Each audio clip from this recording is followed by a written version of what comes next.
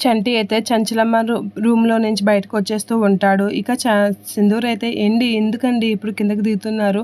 అని సింధూర అంటూ ఉంటుంది. "లేదా అమ్మాయి గారు మనం ఇక్కడ ఉండొద్దు" అని చెప్పేసి చంటి అయితే అంటూ ఉంటాడు.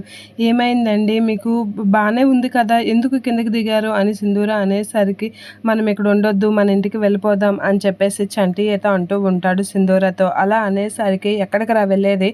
అని చెప్పేసి క్యాస్వై అయితే అక్కడి నుంచి వచ్చి "ఆగండి" అని అయితే అంటూ ఉంటాడు. అలా అనేసి "మీరెక్కడికి వెళ్ళేది? నీకు నయమయ్యే వరకు నువ్విక్కడే ఉండాలి" అని చెప్పేసి చాలా గట్టిగా అంటూ ఉంటాడు క్యాస్వా.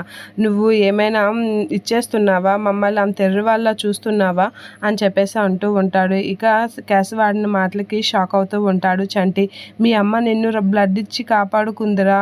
కాపాడుకున్నందుకైనా నీకు నయమయ్యే వరకు ఇక్కడే ఉండు" అని చెప్పేసి అంటూ ఉంటాడు.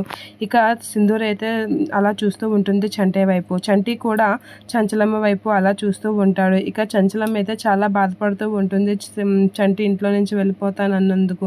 ఇక "నువ్వు సాయం అని అంటే ఎలా అయిపోతుంది? అది సాయం ఎలా అవుతుంది? మీ అమ్మ నిన్ను మేము కన్నాము. ఆ విషయం నీకు చెప్తుంటే వినిపించడం లేదా? కన్న తల్లిదండ్రులుగా కొడుకుని కాపాడుకునే బాధ్యత మాకు ఉంది. దాన్ని సాయం అని నువ్వెలా అనేస్తావు?" అని చెప్పేసి అంటూ ఉంటాడు.